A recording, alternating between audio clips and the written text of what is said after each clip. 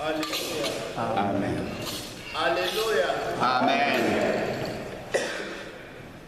Mes bien-aimés, nous remercions le Seigneur qui nous donne la vie et qui nous accorde l'opportunité ce soir de venir méditer sa parole.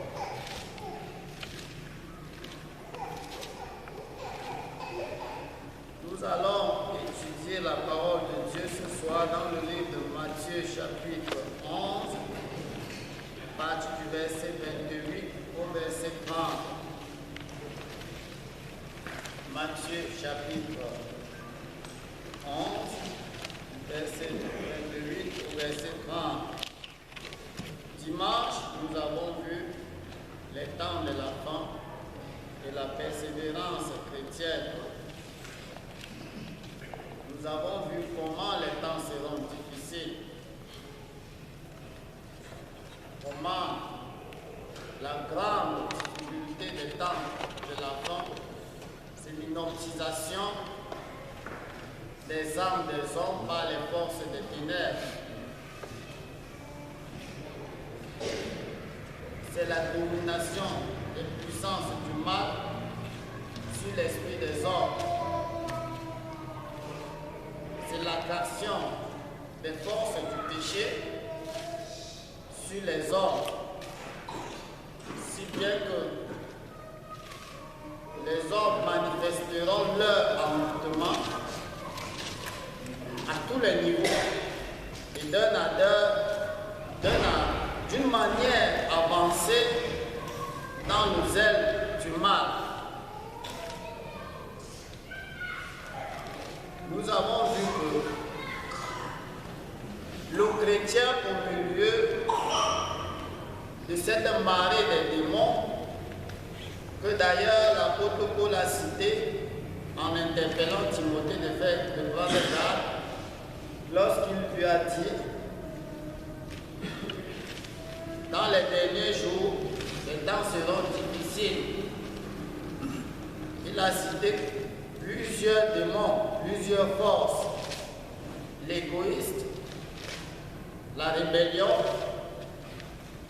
la méchanceté, la haine contre les gens de bien, parce qu'il est écrit, les hommes seront ennemis des gens de bien, fanfarons, amis de l'argent, c'est-à-dire ils ont excellé dans la cupidité.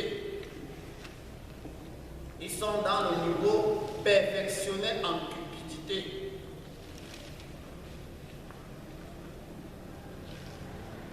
On a dit qu'ils seront orgueilleux, hautains.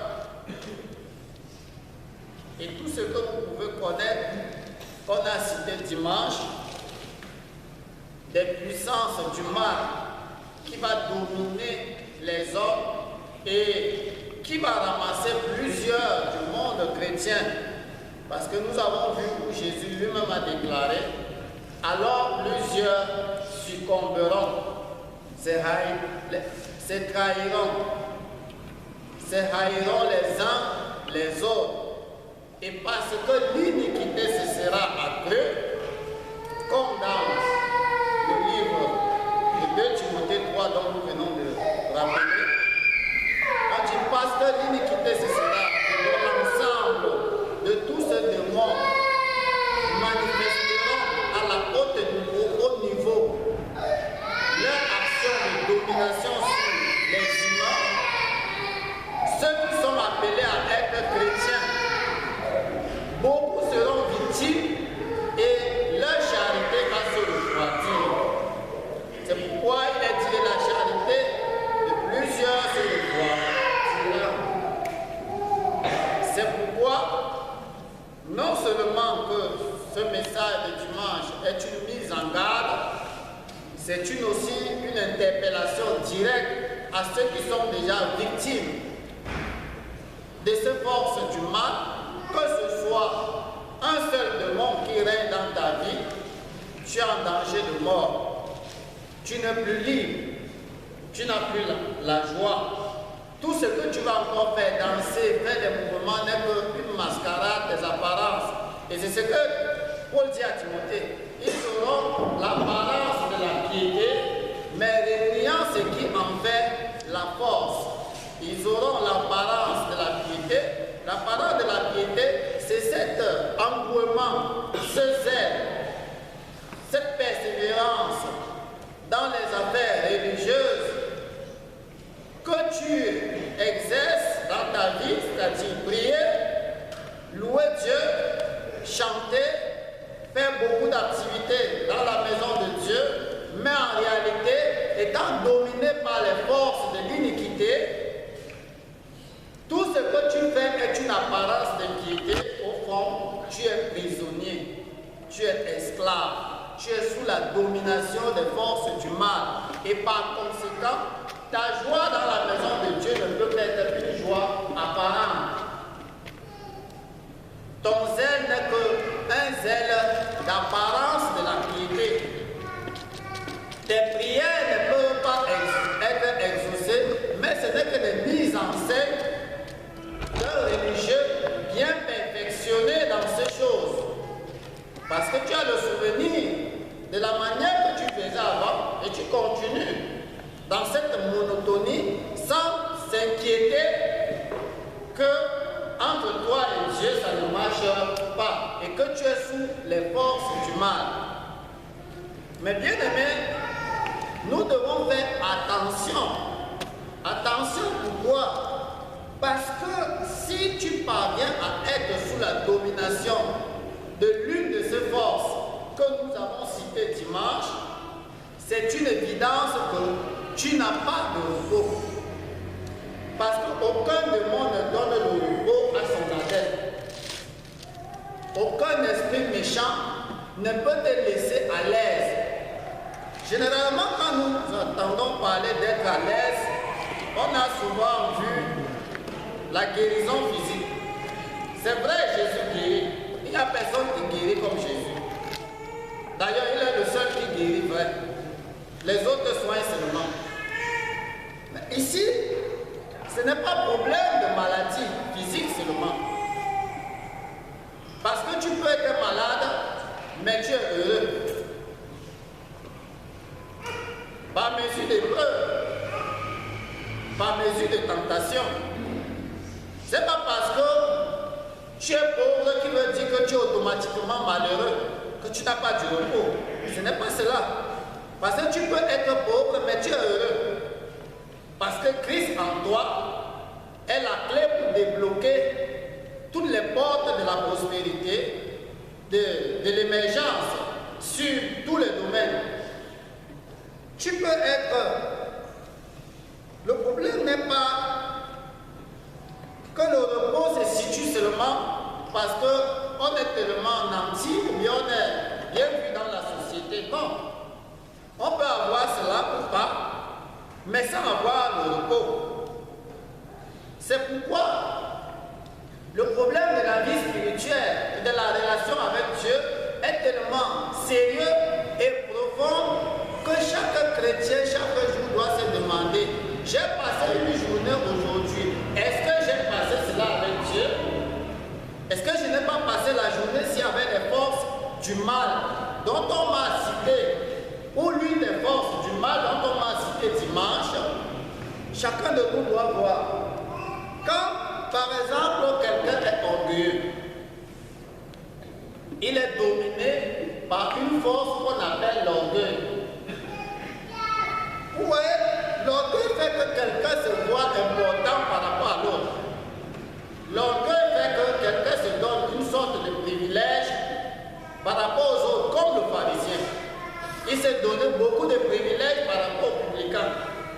Et sa prière n'était qu'une apparence de la piété. Il est dominé par l'orgueil spirituel qui ne peut pas l'avantager en ce qui concerne Dieu. Alors que le publicain est sous le contrôle de l'humilité et qui donne accès à vite toucher le cœur de Dieu. Voyez-vous, ça fait que le fardeau du publicain a été ôté, alors que pour le pharisien, il a plutôt aggravé sa difficulté. Bien qu'il n'est pas dominé par l'adultère, lui-même en témoigne, que je ne suis pas comme le reste des hommes qui sont cupides, adultères, voleurs. Il donne sa dîme. Ça veut dire qu'il ne se rétracte pas sur ses dîmes. Il dit, il jeûne même.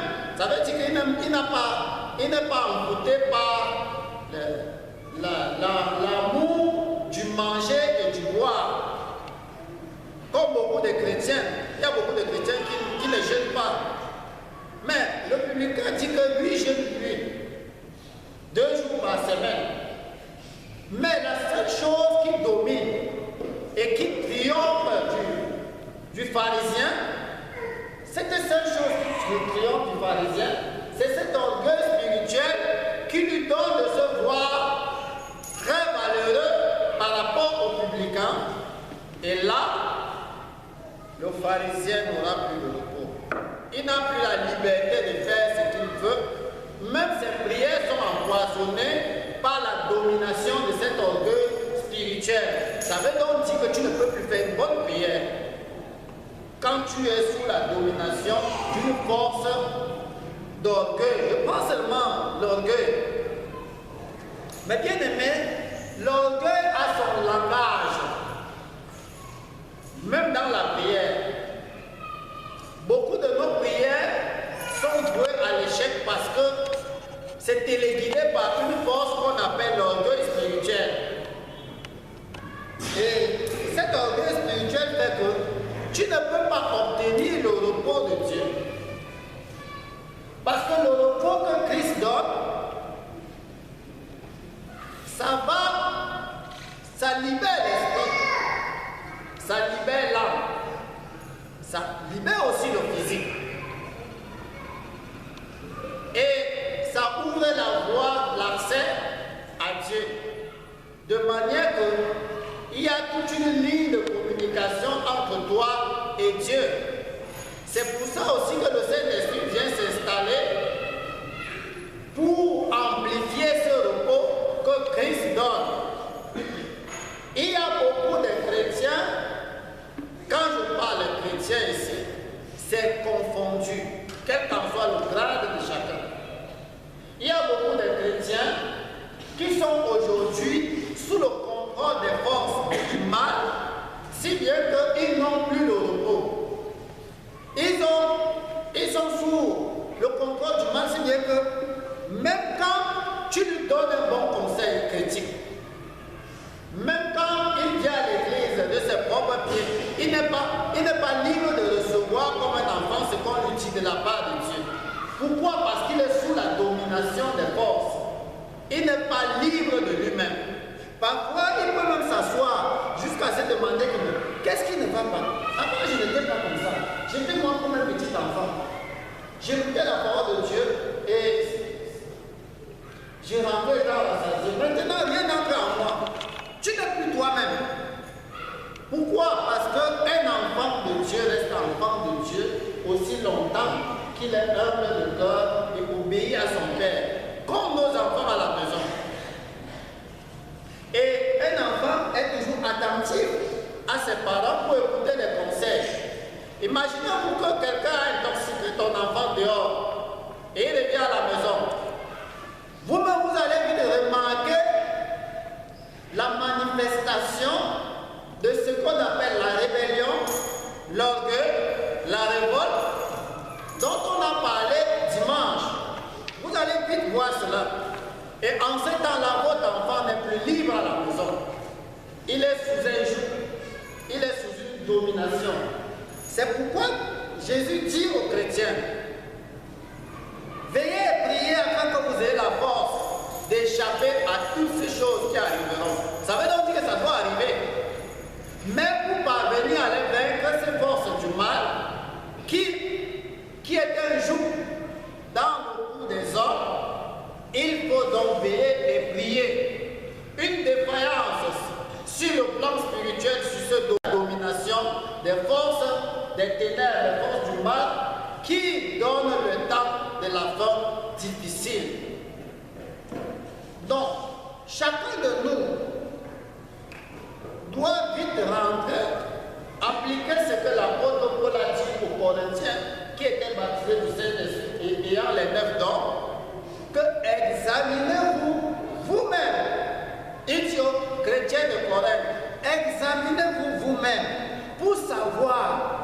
si vous êtes dans la foi, alléluia. Amen. Parce que vous savez qu'il y a danger. On peut avoir le Saint-Esprit et les 9 dons, mais ça ne nous aide à rien. Pourquoi? Parce qu'on s'est laissé duper par les forces des ténèbres qui accentuent leur activité dans les derniers temps. Et pourquoi ils accentuent dans les derniers temps? Sachant que le diable est descendu vers vous, animé d'une grande colère, sachant qu'il a peu de temps. Malheur donc à la terre.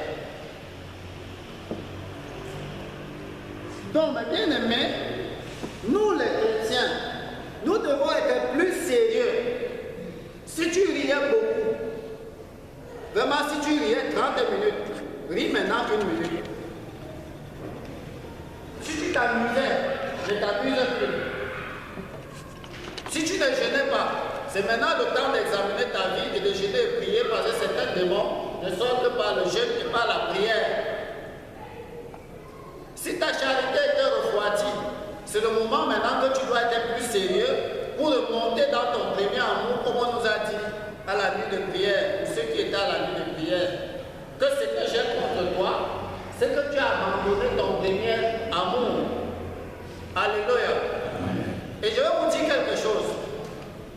Dans cette église d'Éphèse, dont nous avons vu ici dans l'Apocalypse la nuit, on dit de cette église que je connais ton travail. Ça veut dire que ceux-ci ont l'église d'Éphèse a travaillé pour Dieu. Jésus dit, je connais ton travail. Il dit, je connais ta persévérance.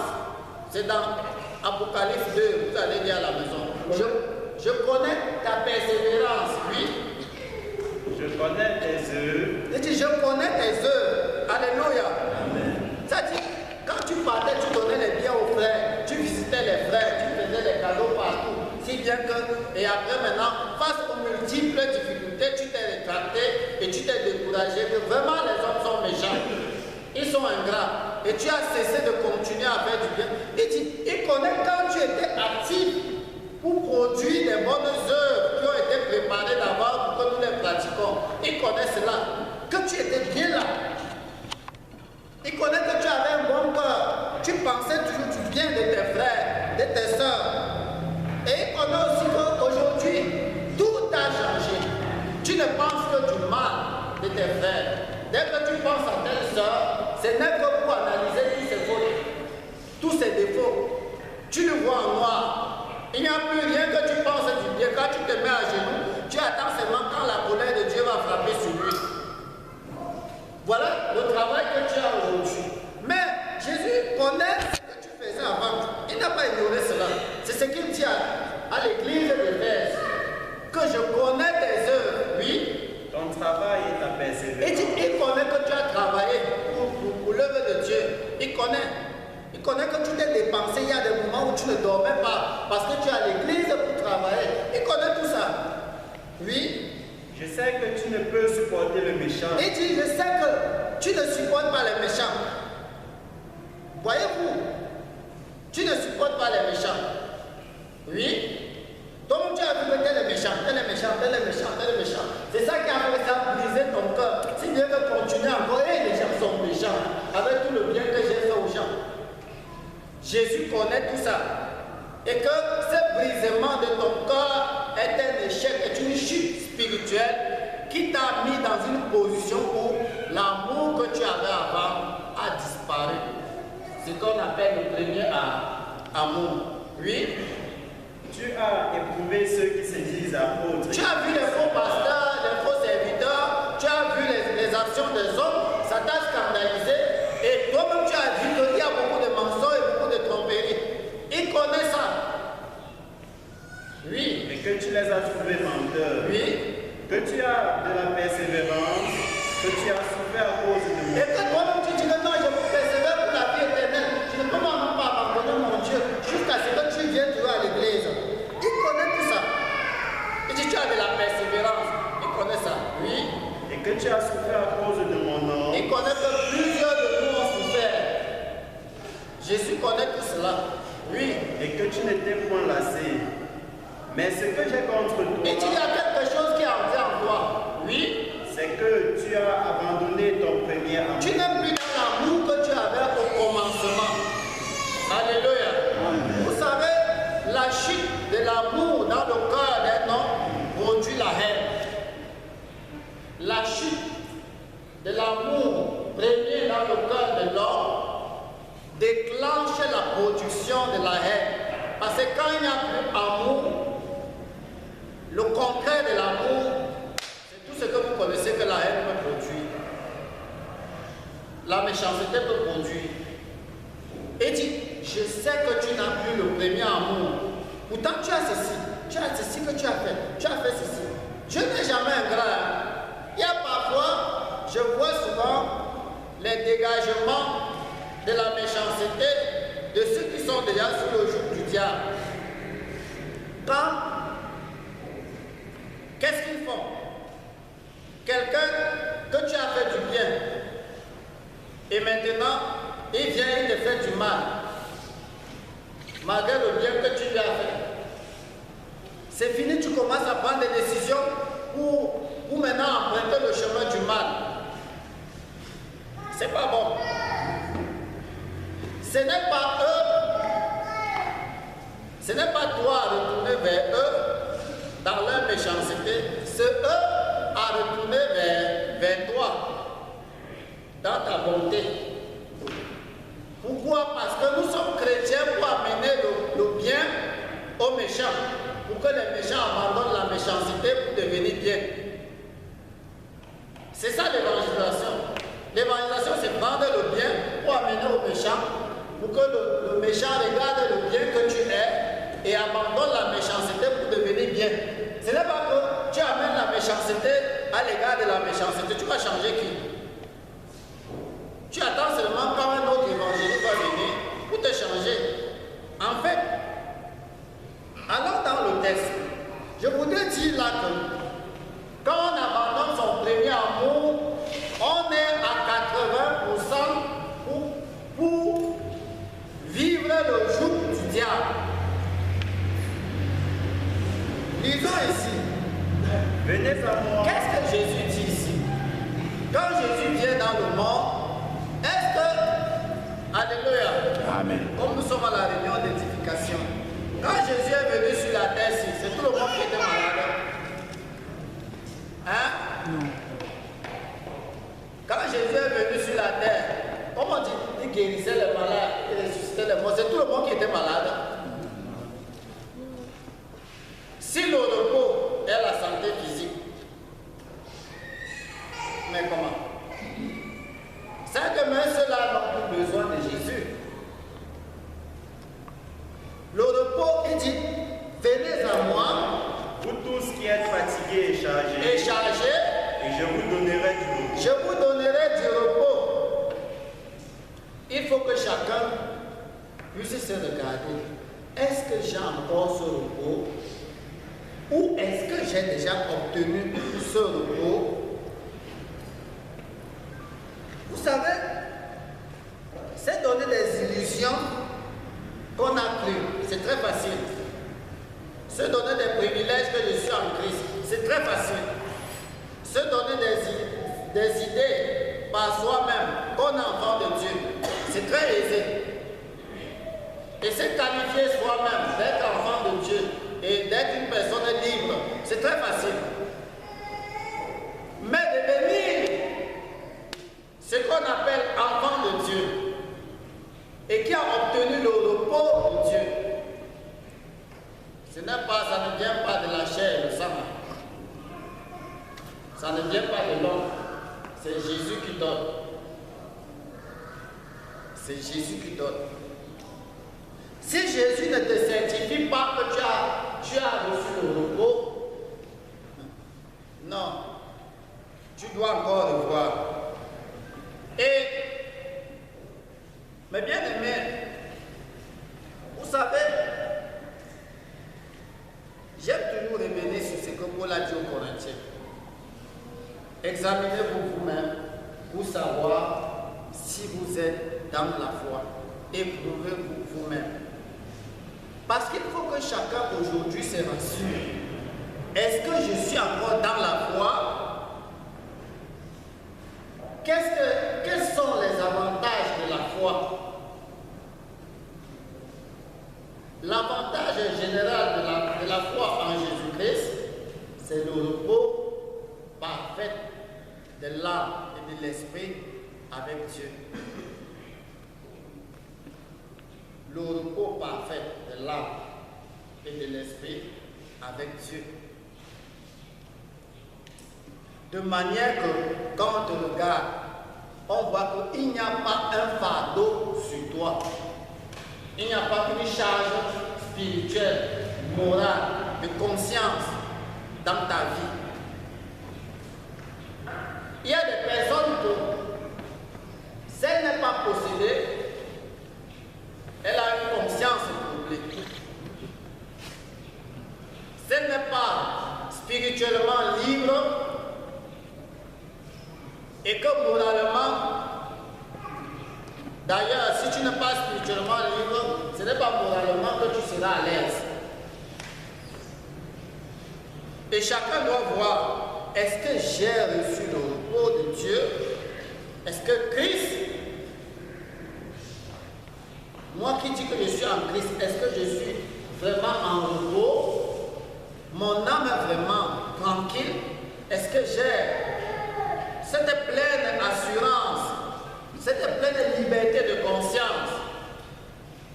Est-ce que j'ai cela? Est-ce que quelque part mes jours ne parlent pas de moi négativement? Est-ce que quelque part mes nuits ne m'interpellent pas dans ma conscience des choses que j'ai faites en pleine nuit et qui ne cadrent pas avec la volonté de Dieu? C'est ça les fardeaux. C'est ça les charges. Ce qui brûle ta conscience jusqu'à... Dès que tu arrives à l'église, la parole de Dieu commence à sortir, ce n'est que toi que ça prend. C'est-à-dire toi-même, tu as encore même surpris que ce n'est que moi qu'on entend dans la maison. Tous les jours que la parole de Dieu sort, ça te prend. Si bien même tu as même peur de venir à l'église, parce que le même jour que tu viens, c'est le même jour. Quand tu sors, tu ne viens pas. Tu parais être tranquille, mais le même jour que tu arrives, la parole de Dieu t'interpelle. Et toi, tu vois que c'est de toi qu'on parle, et c'est vrai. Et pourquoi? Parce que tu es chargé. Tant que la charge ne quitte pas, le Saint-Esprit connaît chacun de nous. Et c'est un peu, même comme ce soir, de prendre décision, que je veux ouvrir mon cœur à Dieu pour me dégager de la charge du diable que j'ai eue et qui fait que ma conscience est avec moi au tribunal. Ouvre ton cœur et dis à Dieu que voilà telle chose, ce que tu me dis est vrai. Je suis vraiment fatigué de cela, je suis chargé de cela. Et tu dévoiles cela et tu renonces par obéissance à la parole de Dieu. Alors tu vas réaliser ce que Jésus dit. Vous connaîtrez la vérité et la vérité vous libérera. Donc tu vas sentir en toi qu'un fardeau est quitté sur toi. Je me rappelle le premier jour que je suis entré à la vraie église. Alléluia. En réalité, j'étais chargé et fatigué. J'étais vraiment blanc. Et qu'est-ce qui est arrivé? Je m'asseyais toujours comme tout nouveau, un peu vers la porte de sortie parce que il y a danger, hein, on craint, et on ne connaît pas. Le pasteur a commencé à prêcher.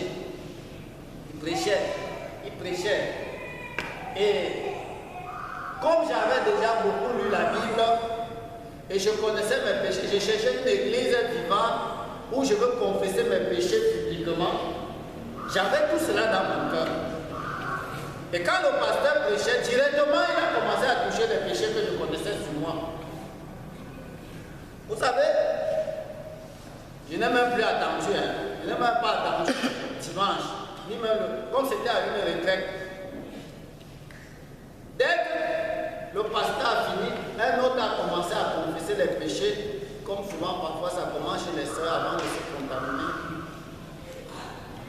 Alors il y a une sœur qui a commencé à confesser. Après l'autre a enchaîné. Après un frère enchaîné, ainsi de suite. J'ai dit, c'est comme ça qu'on fait dans la vie. Directement, j'ai calculé un autre qui avait fini. Directement, j'ai engagé la confession. Dieu, je suis pécheur, j'ai fait comme ça, j'ai fait comme ça, j'ai fait comme ça, j'ai fait comme un nouveau. J'ai confessé mes péchés le jour-là. Vous savez ce qui s'est passé? C'est le jour-là que j'ai connu que c'est le diable qui domine sur les hommes. Tandis que je confessais en pleurant, je confessais mes péchés, j'ai senti une force qui est quittée sur moi comme ça, comme un fardeau. Boum! Et je ne me suis même pas laissé distrait, je continue à confesser. Et une paix, tandis que je confessais, une paix a rempli mon cœur à l'instant là même. Et c'est là où j'ai été convaincu qu'il y a Dieu ici. Et la pauvre est sortie par la porte centrale. Jusqu'à j'ai senti comme quelque chose est parti. J'ai continué à confesser et après à la fin, j'étais nouveau, où je devais clôturer comment. J'ai aussi imité comment un autre a fait. Que je ne le ferais plus au nom de Jésus. J'ai aussi, où c'était comme ça, où c'était comment. Mais je n'étais plus au rien qui était venu. Tout avait changé en moi. Je sentais la paix qui arrivait dans mon cœur parce qu'un lourd fardeau était quitté sur moi. Je vous dis la réalité, pas l'imaginaire. Et quand j'ai regardé encore comme ça, tout avait changé. Mes frères et sœurs qui étaient là étaient comme les anges pour moi. Après, quand on a fini, on est sorti et j'avais déjà pris ma résolution que c'est ici que je veux persévérer. On m'a dit que, après une maman est venue me conseiller que, comme tu as confessé là, il ne faut plus repartir. J'ai dit non, c'est fini avec ça. Fini. Je ne repars plus, c'est fini. Je dis dimanche, je serai là. C'est à quelle heure? À 9h. Vous savez là où j'habitais? J'étais comme moi, au fond vers Cap comme là-bas. Et il fallait faufiler dans les quartiers pour arriver à l'église de l'autre côté de la ville. L'église était loin de la ville. Mais comme j'ai réalisé le repos de Dieu qui est entré dans mon cœur, rien ne pouvait plus m'arrêter. C'est quand on a du repos que toi-même tu sens que tu es propulsé à persévérer. Tu aimerais arriver à l'église à l'heure, avant l'heure même que tu es déjà là. Tu as le goût de louer Dieu, tu as le goût d'adorer, tu as le goût de venir à l'église. L'appétit donc de parler de Dieu aux hommes était déjà créé. Donc ici, ce n'est pas que tu fabriques. Oh, il y a un témoignage aujourd'hui. Oh, on organise le témoignage. Pourquoi le serviteur n'organise pas le témoignage? C'est pas là que dans notre assemblée, on organise des témoignages. Vraiment, c'est même bien. Je veux te dire quelque chose. Quand c'est poussé par le repos que Dieu te donne, c'est plus sérieux et plus efficace que tu ne pars au champ avec Dieu. Tu ne pars au champ du témoignage avec Dieu. Mais si c'est l'autre que vous organisez, comme les feux de paille, et après ça finit là, vous êtes des activistes. Vous essayez aussi de fabriquer pour imiter les vrais missionnaires. Vous imitez, pas que vous êtes les missionnaires. C'est pourquoi quelqu'un qui a reçu le repos de Dieu, rien ne peut le retenir pour aller annoncer la bonne nouvelle. Lui-même sent la soif, le besoin de le faire, parce que quelqu'un qui a goûté le miel et c'est très bon, il peut aller dire aux autres que le miel est très, très bon. Et ça te pousse l'amour de ça. L'effet de ne pas avoir cet amour de beaucoup plus approcher de Dieu, de beaucoup plus s'intéresser aux choses de Dieu, de beaucoup plus annoncer la bonne nouvelle. Il faut voir si tu es encore dans la foi, si tu n'es pas déjà dans le jour. Vous savez, l'importance excessive de soi peut faire que tu t'assoies jusqu'à ce que tu n'as plus besoin de supporter les insultes des païens. n'as pas plus besoin qu'on te regarde comme on nous appelle souvent les témoins de Jéhovah. Parce que tu te sens tellement que tu te protèges.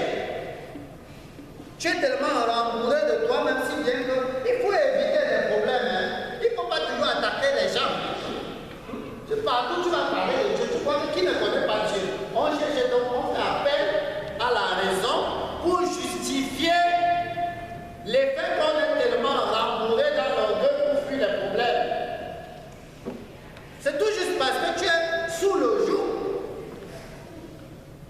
Tu es hypnotisé, tu es sous les forces. Tu n'as plus la force de t'élever parce que tu es déjà plein. Le diable est là, assis, pour dire je veux voir là où tu vas t'élever. Alors que quand tu as le repos, oh, toi-même tu sens l'engouement d'y aller. Parce que l'esprit du Maître, l'esprit de la liberté, l'esprit de la joie du salut, l'esprit du zèle de l'évangile, de la grâce de Dieu, de l'assurance de la vie éternelle, tu es en toi et te produis cette liberté d'aller dire aux malheureux qu'ils sont malheureux. Parce que toi-même, tu vis l'expérience du repos de Dieu. C'est quand donc Jésus vient, il lance donc cet appel à qui?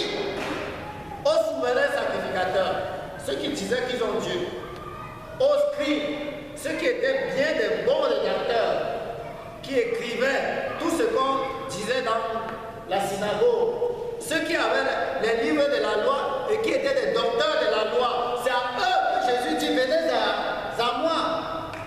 Il dit à ceux-là qui sont dans les fins fonds du quartier, qui sont les pêcheurs de poissons, des vendeurs, des publicains, des pêcheurs. Voyez-vous? Il vient comme ça au peuple d'Israël. Et le peuple d'Israël, c'est quel peuple? C'est un peuple que l'adultère, ce n'était pas le problème. Voler, on te l'a pris. Je voudrais un peu vous illustrer. Il ne vient pas ici dire, venez à moi comme ça. Le monde païen a seulement profité après. Le monde païen est au-delà. Mais ici, il vient appeler ceux qui sont sous la loi, qui pratiquent un pour un, dent pour dent. Et dit là, vous êtes sous la loi.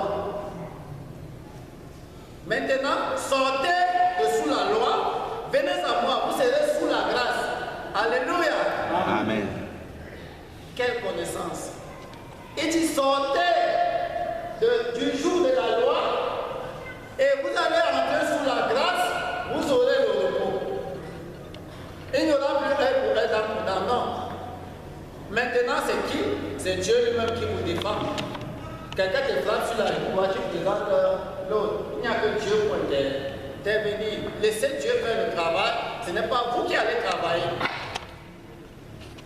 Et maintenant, cet appel que vous qui êtes fatigués et chargés, c'est répandu jusqu'aux voleurs, jusqu'aux adultères, jusqu'aux idolâtres, jusqu'aux menteurs, pour que chacun vienne à Jésus pour être libéré.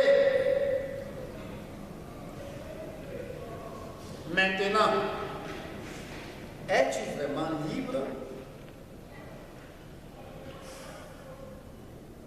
En fait, tu peux répondre devant Dieu, ce n'est pas à moi. Et si tu n'es pas libre, tu es sous le joug, toi-même tu sens que quelque chose cloche dans ta vie, laisse la raison et demande pardon à Dieu en ouvrant ton cœur. Et tu vas expérimenter le repos du Seigneur. Vous tous qui êtes fatigués et chargés, et je vous donnerai du repos. Cette parole est vivante. Jusqu'à présent, elle est efficace, capable de délivrer, de libérer. Pourvu que tu acceptes de venir à Jésus. Peut-être ton ancienneté va te faire croire que tu es déjà à Jésus. Détrompe-toi. C'est très faux. L'ancienneté de quelqu'un dans une dénomination ne veut pas dire qu'il a le repos. Ça ne lui donne pas le repos. Peut-être tu vas dire que je suis baptisé au nom de Jésus. Non, ce